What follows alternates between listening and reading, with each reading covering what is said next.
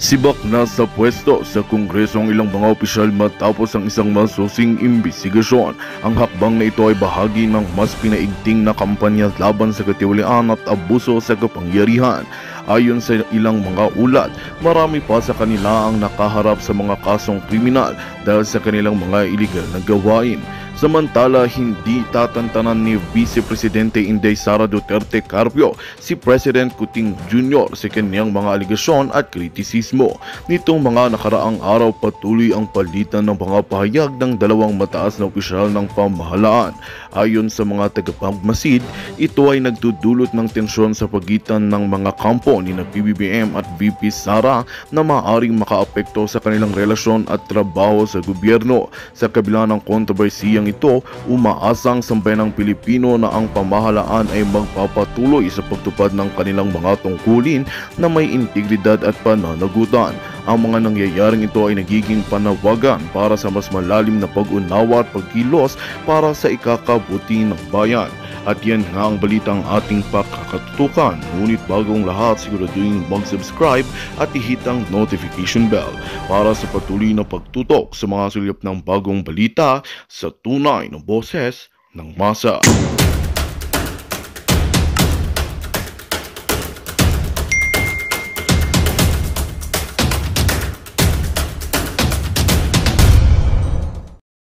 Kailangan pa bang i-memorize yan, mga kaibigan? Nauna! Di ba? Yung kay pastor, akala nyo kung sino kayo eh. Mag-akusa kayo, akala nyo grabing kriminal yung tao. Di ba? Sa totoo lang, mga kaibigan, ito po, no, to be honest po sa inyo guys, no, nasusubaybayan kasi natin lahat ng mga story, lahat ng mga issue kay pastor, di ba? Alam naman natin, at alam nyo naman yan, na wala naman talagang conviction si pastor, di ba? At hindi siya guilty. Oh, di ba? Hindi man guilty si pastor. Pero ito guys, guilty to. Ha? Convicted po, konfirmado na. Oh, konfirmado, convicted, mga kaibigan. Oh, pero andyan pa sa Kongreso. Konfirmado, ha? Guilty, mga kaibigan. Guilty po. Si pastor hindi guilty. Oh, guilty ba si pastor? Hindi, kasi walang conviction. Guilty ba si Tevez? Hindi rin, walang conviction. Guilty ba si Bantag? Hindi rin. Oh, alam niyo na kung anong gagawin natin dyan, ha? Dapat hilain na yung dalawang paa niyan, paalisin na sa Kongreso yan. Kung ako lang sa inyo, no, kung ako lang po, no, ako lang talaga masusunod dyan, pag may mga ganyang kaso, tanggalin na yan. Bakit po, katulad po ni Mayor Rama ng Cebu City, bakit sinususpend nyo? Kawawa naman yung mayor. Puro lang kay Marites. Si Governor Hubahib ng Davao del Norte, suspendido din. Pero bakit itong Castro na to, bakit ayaw niyong suspendihin? Ngayon na! Nag-aantay kami. Nag-aantay ang bayan na makita naming tatanggalin na siya, ha? Paalisin na siya sa pwesto. Kasi po, mga kaibigan, sa akin lang naman guys, kailangan din natin mabigyan sila ng sample. Kasi bakit palagi na lang yung walang mga kasalanan ang dinidiin nila? Katulad po ni Pastor, mga kaibigan, dinidiin nila, wala naman talaga silang mga clear na evidence. Diba? Paulit-ulit nilang ginagawa yan kay Pastor, paulit-ulit. Samantalang ito, klarong-klaro na, may conviction na sa batas. Ha, batas yan, ha? Klarong-klaro ng guilty. Bakit ayaw nyo pa rin tanggalin? O kaya suspendihin nyo. Mas maganda, tanggalin na lang. Sige, forever. Paalisin na. Ha? Nakakapagod eh. Di ba? So yun po, mga kaibigan, natin pag-uusapin, no? Ituloy natin mamaya yan, no? Siyempre guys, batiin muna natin yung mga kababayan natin dyan sa abroad, ang ating mga OFW, ang ating mga bagong bayani. Kumusta na po kayo guys? Sana po nasa mabuting kalagayan. Siyempre, saludo kami sa inyo, ha? Sa ating mga kababayan dyan sa abroad. Dami natin mga Pilipino sa abroad, mga kaibigan, no? Talagang nakakatulong sila sa economy ng Pilipinas. Kaya Ang tawag sa kanila ay mga bagong bayani. Kayan po, no? Sana po more blessings sa inyo. Siyempre, hello po sa ating mga suki dyan. Kumpleto na ba yung suki natin? Andyan na ba lahat? Maraming salamat sa inyo, lahat ng mga avid listeners, viewers, at subscribers. At siyempre mga kaibigan, no, dahil kayo po talaga ang buo ng Foodie Channel, kami po taos-pusong nagpapasalamat sa inyong lahat. Kaya maraming salamat po sa inyo. Ayan o, eto na naman tayo live. Nako, ang dami nating issue ngayon ha. Ilan ba issue natin ngayon? 4? Apat yata yung issue natin. So pag-uusapan po natin yan ha. Aabangan nyo po mga kaibigan yung resback ha. Resback ni Governor Hubahib ng Davao del Norte. Nako, maganda ito. Ito yung gusto ko, yung resbakan eh. Dapat resbakan na. Hello, Pirata Galban. Ayan, ito si Pirata Galban, Sander Escolano, Feli Castillo, Yoni Bagman. Hello, kumusta ka na? Mario Adulfo, si Edgardo Go, or si Golly. Imelda Patrique, ayan, Gloria, hello Gloria Malabanan, kumusta ka na dyan? Ang ating one of the members, Catherine Carancio, Berta Galban, Rosalinda Ahmad, Adel Bautista, Darling in the Franks, ay galing naman Darling in the Franks, ayos yung pangalan Biyayang Guwapa, ayan, kagwapa, oy, guwapa mo nyo kay si Bisayang Guwapa, ayan Bisayang Guwapa, ako naman, Bisayang Guwapo, ayan si Lynn Marie. Hello Lynn Marie. Ricardo Junior Lopez. At marami pang iba, no? Mamaya po babasahin natin lahat yan, ha? Promise. Si Leia D, ang ating first honor. Congratulations. Elena Calapis, good afternoon sa iyo dyan. Ayan, si Mrs. Sher, Sande Escolano, Jenny Jarumay, Teresita Lim, si Dennis Salmayer Sr. Ayan, galing San Mayor. Oo, tama yan, Dennis. Gawin natin yan. Cora Takahashi, hello, kumusta ka na? Ayan na si Leo Bonal, Victoria Galvez, Mel Basatcliffe, Chrissy Brooks. Hello, Chrissy Brooks. Robert Ordonio, Brett Boladaco. Ayan, Menchi Hizon, Lino de Pakingan, Alma Jornales, Wendy Kalingasan, Lynn Marie, Vivian Gonzalez, Menchi Hizon, Nene Esteban, at marami pang iba. Si Jingo Ilorde, dito pala. Hello, Jingo Ilorde. Ichiro Macde A. Matiga, Eddie Miguel, Marisa Kima, Vivian, sino ba? Mamaya babasahin po natin guys Hello Cat Lover, kumusta ka na dyan? Banderas Boom, Rolito Paghubasan. Mamaya guys, babasahin po natin yung mga comments nyo at mga tanong nyo dating gawi po. Yan po palagi namin ginagawa dito, no? Mamaya po guys, kailangan nyo mag-comment at kailangan nyo magtanong para tuloy-tuloy yung discussions natin. Okay? Ito na mga kaibigan, umpisahan na kagad natin guys sa ating mga issue ngayong hapon, no? Ito po ipapakita ko lang sa inyo guys ito po yung breaking news natin. Ayan po, several DepEd officials resign ahead of Angara's takeover. So, ang balita po ngayon guys, mga opisyal ng DepEd 5 opisyal ng DepEd mga kaibigan, tuluyan na pong nagbitiw sa pwesto. Ngayong araw lang po mga kaibigan, no, talagang nakakagulat po guys dahil ilang araw na lang po magto-turnover na po, di ba? Kasi sa July 19 po mga kaibigan, yan yung pinakahuling araw po ng ating mahal na Vice President as DepEd Secretary. Kasi magto-turnover na yan, ibibigay na niya yung trono niya, no? Kay Senator Angara. Pero ang masaklap mga kaibigan, 5 po sa opisyal ng DepEd ay tuluyan na po silang nagbitiw guys. Yun yung mga talagang mga opisyal ni VP Sara. Siyempre, ganun naman talaga no? Siyempre, nag-resign na si VP Sara, resign na rin sila, no? Para po magkaroon po ng bagong si Angara. Kasi ganun talaga sa Pilipinas kasi, ganun talaga ang natin dito, no? Coterminous kasi tayo, no? Nauso yung ganun or mahilig tayo sa ganun Pag nag-resign yung boss natin, sama din tayo sa boss natin. Kaya siyempre guys, alamang hindi nila sasamahan si VP Sara, di ba? Siyempre, itong si Angara, malamang sa malamang, maghahanap din siya ng bago niyang mga itatalaga dyan. Kaya better yet, mag-resign na lang sila. No? So 5 po sila mga kaibigan. At isa po sa nag-resign dyan, yung kilala po natin, ito pong napaka-controversial na pag-resign nila guys. No? Itong si Michael Powa. No? Si Michael Powa po mga kaibigan, siya po yung Undersecretary and Chief of Staff ni VP Sara po sa DepEd. No? So nag-resign na po siya mga kaibigan. Si Michael Poa po, ito sa mga magaling na mga naka-line up po kay BP Sara. Pero okay lang yan guys. Ganun talaga eh. Wala na si BP Sara. Siyempre sila, nasamahan po nila si BP Sara, no? Ano yan eh, loyalty, no? Yung loyal nila kay BP Sara, hindi nila kayang iwan eh.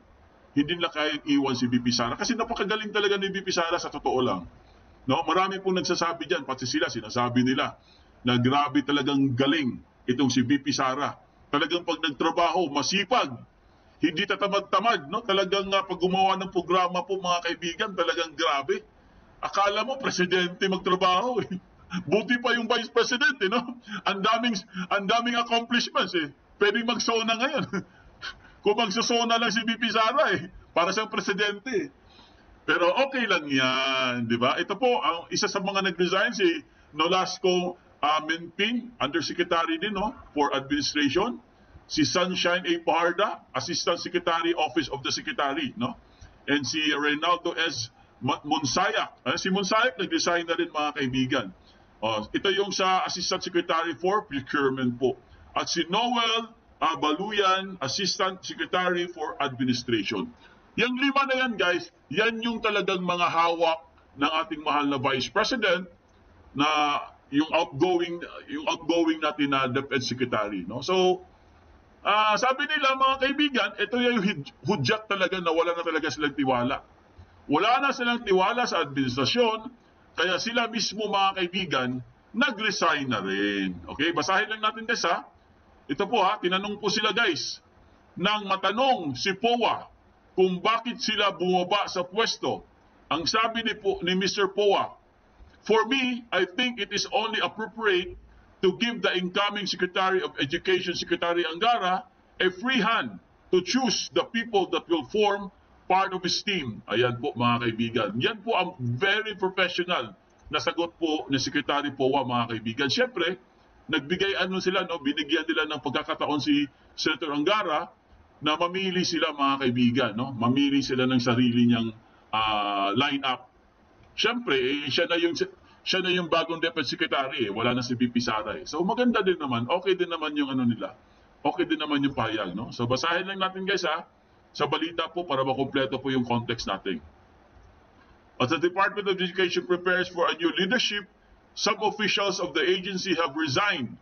Incoming Deputy Secretary Senator Sonny Angara disclosed yesterday. While the number of officials, their ranks, and reasons for their resignations remain unclear, Angara noted that he had recently been told of the developments.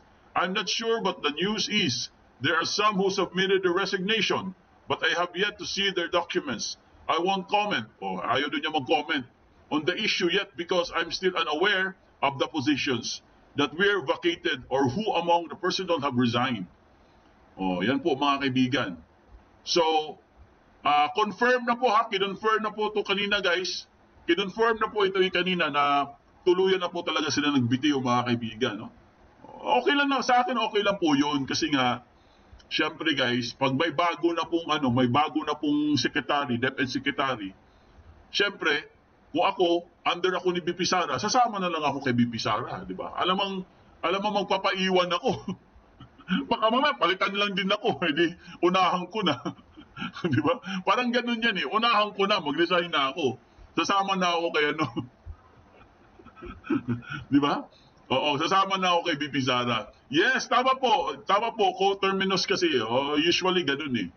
Pag nawala na yung leader mo, syempre sasama ka sa leader mo. Or, better yet, mag-resign ka na para syempre, pag yung bagong secretary guys, maghahanap din ng bagong line-up yan eh. Maghahanap din siya ng mga bagong niyang tauhan. Ganun yan. Okay, iwanan na po natin to guys. Itong breaking news. Puntahan naman natin to mga kaibigan, ang pinakamatinding balita ngayong hapon. Ito po, panoorin lang natin guys ha, para mabigyan kayo ng updates. Rumesbak po si Governor Hubahib. Panoorin natin mga kaibigan. Ibang balita naman, pumalag ngayon ang kampo ni Davao del Norte Governor Edwin Hubahib laban po sa 15 individual na unang naireklamo sa kanya sa Ombudsman at Office of the President. Si Ina Mortel magbabalik sa detalye. Nagsampa ng reklamong perjury si Davao del Norte Governor Edwin Dubahib laban sa 15 individual nitong Lunes, Hulyo 15 sa Tagum City Prosecutor's Office.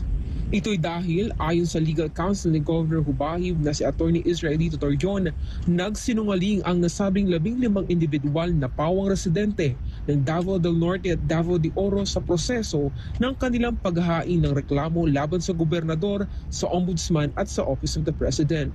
What happened was that they filed a case with the Office of the Ombudsman, and barely 1 or 2 days thereafter, they also filed the same complaint, exactly the same complaint in the Office of the President.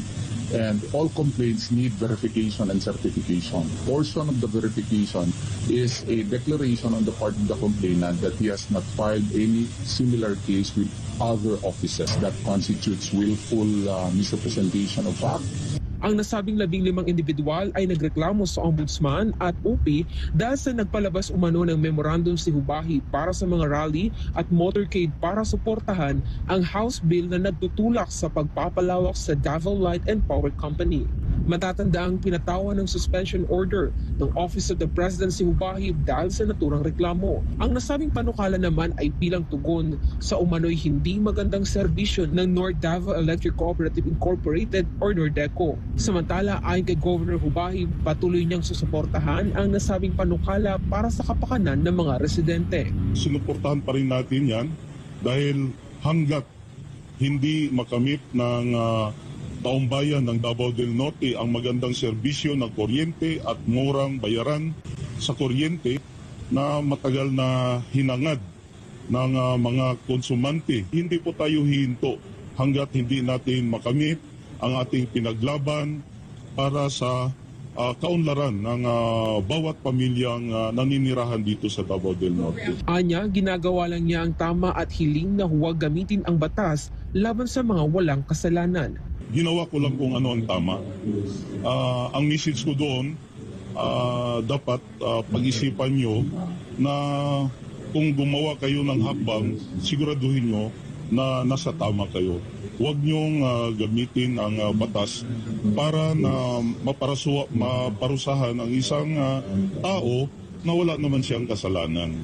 Para sa Diyos at sa Pilipinas kong mahal, ito si Ino Mortel, SMNA News. Yan ang sinasabi natin kasi po mga kaibigan, ang totoo talaga niyan, kaya po siya nasuspend guys dahil nga doon sa rally. Diba? Yun naman talaga ang totoo dyan. Pero, bakit po nila pinaikot-ikot?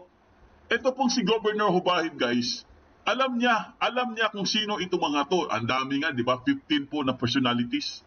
Itong 15 na personalities do, gumagawa lang po sila ng mga documents guys para madiin po si Governor. Yun talaga ang totoo dyan. Kumbaga, katulad din yung nangyari kay Mayor ng Cebu, si Mayor Rama, Mayor Mike Rama, mga kaibigan. Ganon din ginawa sa kanya. Napakababaw lang po talaga guys, sa totoo lang. Napakababaw po ng pataw, no? Or kaya kasalanan. Pero bakit po suspendido? Kasi nga dahil po sa nangyaring rally. Siyempre, ginugurgor nila guys eh. Ginugurgor nila ang rally. Ginugurgor nila kung sino yung pumapayag na mga mayor o mga governor o kung sino pa yung mga opisyal na pumapayag po sa maisog, mga kaibigan. Kasi alam nila threat talaga yun eh. Talagang nanganganib sila pag may mga rally-rally eh, di ba? Katulad nung nangyari sa Tacloban tsaka sa Dumaguete, di ba? Hinarangan nila ng mga dump truck. Kasi nga takot nga sila. Ang hindi lang talaga nila maharangan, yung mga maisog international. Yung hindi nila kaya. Pero sa Pilipinas guys, talagang pinipilit nila mga kaibigan na busalan o kaya i-contain para hindi po magkaroon ng rally. Kaya ang tinatakot nila, ang dinidiin nila ang mga opisyal. Katulad po itong si Governor Hubahib. Kaya ang ginagawa ngayon ni Governor Hubahib guys, total kompleto naman siya. Meron naman siya mga ebidensya. Niresbakan niya po mga kaibigan. So sinong niresbakan niya dyan? Siyempre, kasama na dyan yung DILG, malamang sa malamang. Kasi isa yan sa mga talagang nagpagurgur eh. Lalo na kay Mike Rama, di ba? Gurgur, DILG yan. Sigurado yan mga kaibigan. So ito po panoorin po natin guys, pakinggan po natin ang reaction po ni Attorney Panelo, mga kaibigan. Ito po, play natin guys. Sana naman yan sa mga nakatikim ng hagupit sa pamahalaan, attorney. Sabi ng ating mga kababayan na nagko-comment sa ating live stream, nasuspindi yan si Governor Hubahib dahil sa maisog. Pag ganyan ng mga linya, sususpindihin na naman yan. May hindi ka na natutuwa. Suspindido ko ulit. Suspended. Pero parang natitrending attorney, di ba? Yung pag tumontra ka sa gobyerno. Sa inyo, hindi nyo ginawa niya kay PRD. Kami okay. Kahit anong gawin nyo, ngumingiti lang kami nun Hindi vindictive, ano? Hindi. Tsaka kasama yan, as part of the territory. Pag criticize ka, talagang ganyan. May sumagot ka. Naalala ko tuloy yung sinabi ni candidate BBM. Sabi niya noon you can hate me, you can disagree with me, just fine. Pero tumulong tayo. Tumulong tayo sa mga tao. Yan yung pinakauna nating iniisip. That was 2021, ha? Ngayon, parang naibang tunada, Attorney Sal. Baka, kaya sinusumbatan siya ng mga bumoto sa kanya. Dahil hindi niya ginawa yung kanyang mga sinabi noong siya kandidato pa lang. Or hindi siguro, one side siguro, Attorney Sal, ang taas ng benchmark no? Umaasa ang tao na masundan, pero 2 years after, hindi. Iba. Mahirap kasi pantayan doon si Digong Masyadong magaling. Thank you, Attorney Sal. Oo, sobrang mahal na ang kuryente, no? Tama po, Melba Sutcliffe. Sabi ni Melba Sutcliffe, sobrang mahal ng kuryente, bilihin, hindi na kaya mabuhay ang Pilipino. Hindi talaga kaya kung talagang hindi nila babaguhin yan, hindi nila bigyan ng halagayang tumataas po ng mga presyo, lalo na po kuryente, tubig, bilihin, mga basic commodities, bigas, di ba? Kailangan talaga, ewan ko lang kung anong sasabihin niya sa SONA, ewan ko lang talaga. So, eto na nga, no, mga kaibigan, rumesback po si Governor Hubahib, mga kaibigan. So, tama lang yung ginawa niya, guys, na dapat din bigyan din ng leksyon. Ang dami pa lang nila, no? 15 katao, mga kaibigan, pinagtulungan po si Governor Hubahib. Ang tindi mo! Tindi talaga ng ni Bangag. 15 katao pinagtulungan si Hubahib, no? Siyempre, ombudsman, hawak ni nila yan, Malamang sa malamang, di ba? So yan po mga kaibigan, ang ating updates po kay Governor Hubahib na niresbakan niya yung mga individual na gumagawa or dinidiin siya, mga kaibigan. Ano pala, no, si Governor Hubahib po, guys, hindi na po siya suspendido, Balik na po siya, guys, no? Bumalik na siya sa kanyang pagiging governor. Ibinalik na siya. So, yan po ang ating good news. Bagong grandiosa delusion na naman ng stadium. Oo nga, Eleanor Avila, pinag-usapan namin kagabi yan, Stadium ni Taylor Swift, pambihira naman, no? Yan ang sasabihin niya sa SONA? Gagawa siya ng stadium ni Taylor Swift? Gagawa siya ng pinakamalaking stadium para lang makapunta si Taylor Swift sa Pilipinas. Ibang klase talaga itong bangag na to. Mahilig talaga sila sa concert, no? Mahilig sila sa happy-happy. Yun lang gusto nila, guys. Mahilig sila sa mga happenings. Mahilig sila sa mga inom-inom. Mahilig sila sa mga bangag-bangag. Mahilig sila mag-travel-travel, manood ng F1, manood ng concert na ganito, concert na ganyan, ibang klase talaga. Kaya yung pera ng bayan, nawaldas na naman. Ubus! So, ano kaya ang sasabihin niya sa SONA? Stadium ni Taylor Swift, ang kanyang malamang ipagmamalaki niya yan, yung stadium ni Taylor Swift. Ipagmamalaki niya yan. Sabihin niya, gagawa tayo niyan para makapag-concert si Taylor Swift. Sus Maria Joseph, bangag talaga. Yan ang bangag. Yan ang lutang. Yan ang totoong lutang. Akala ko kasi ang lutang si Lenny. Siya naman pala ang lutang? Or pareho silang lutang? Oy, mas lutang to, no? Kay Lenny. At si Lenny nagbabas. So, yun po mga kaibigan ang ating updates kay Governor Hubahib po ng Davao del Norte, Tagum City. Yan, galing. Governor, nasa likod mo kami, ha? Sige, tuloy mo lang yan, Governor. Yan, kasuhan mo yung mga yan para magtanda. Para sila naman yung makulong. Dapat nga, kulong na yung mga yan. Oo, pag bangag talaga, tama, pag bangag po, mahilig talaga sa concert. Sabay ganun nila. Okay mga kaibigan, sa iba pa natin mga issue, panoorin po natin to guys. Ito po, no? Abalos versus Panelo. Panoorin natin guys, pakinggan natin to. Attorney Sal, samantala sa ibang report naman, nagsinungaling si PRO 11 Regional Director General Nicolas Torre. Nako, si General Torre nagsinungaling. Nako, yari ito mga kaibigan. Nagsinungaling. Matapos nitong itanggi na hindi siya nakatanggap ng tawag o text mula sa mga abogado ng KOJC. Yan ay kaugnay sa pagdakip sa kapwa-akusado ni Pastor Apollo C. Kibuloy na si Pauline Canada. Si Jason Rubrico magbabalita.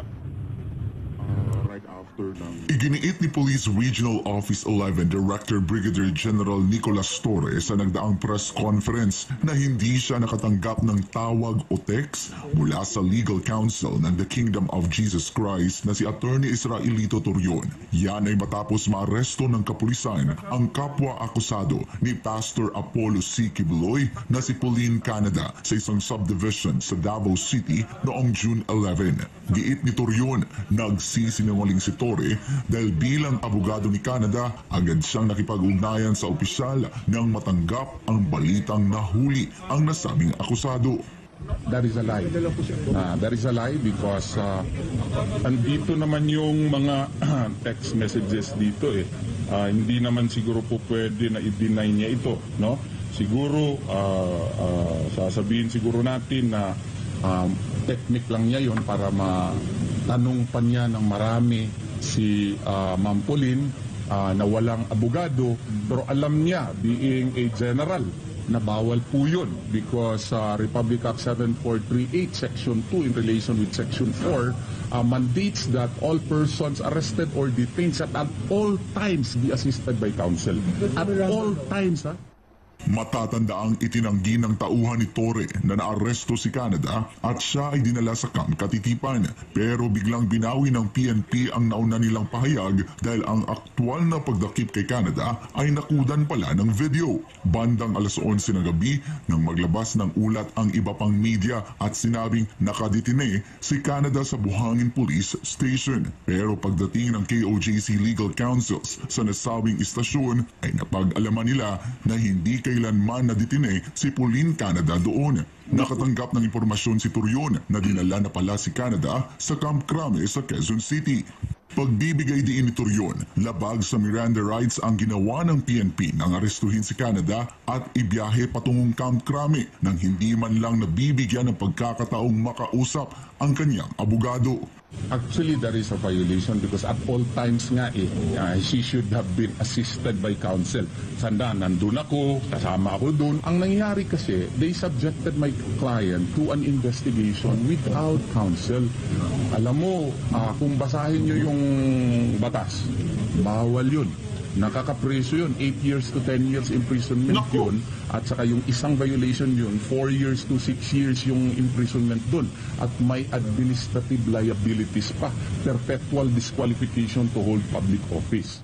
Nang sumunod na araw, bumiyahe si Torion patungong Camp Crame at personal na nakausap si Canada. Inilahad niya na wala umanong gustong tumanggap sa akusado dahil aminado ang otoridad na may irregularidad sa paghuli sa kanya. Yung pagdating kasi ni Ma'am Pauline doon, walang magtanggap sa kanya. Walang magtanggap. Kasi sa first night niya, sa hotel siya napatulog ni General Torre. Wala daw magtanggap sa kanila kasi admitted nila na parang may irregularity talaga doon sa pag-arrest niya at saka hindi pag-recognize na aking tawag, text message kasi. Sa ngayon, sinabi ni Torion na nakadepende na kay Canada kung magsasampa siya ng kaso laban sa mga otoridad na umaresto sa kanya. Para sa Diyos at sa Pilipinas kumahal, ako si Jason Rubrico, SM9 News. Attorney Sal, yung right to counsel at pag may kinuhang statement doon sa co-accused, matatanggap po ba yun sa korte? Walang abogado Alam mo ang issue dyan. Mawalang galang na doon sa kaibigan mo, abogado. Ang issue dyan, nung hindi ka makapasok o tinatanggi nila, pero alam mong nandun, dapat file ka kagad ng habeas corpus petition para nalaman mo na kung ano yan. Pangalawa, sinasabi na mali, illegal ang ginawa nitong mga pulis. Pailan mo kagad ng kaso. Pailan, pakulong natin. Yan ang the best. Wala nang iba. Otherwise, hindi Magandang balita ang hatid namin sa inyo ngayong araw. Sa pagtatapos ng aming balitaan, nagbigay kami ng mga mahalagang impormasyon. Maraming salamat sa pagtutok at pagsuporta sa aming programa. Huwag kalimutang manatili sa mga susunod na araw para sa mga bagong balita at mga kwento na dapat nating abangan. Mula sa Boses ng Masa, magandang araw Pilipinas!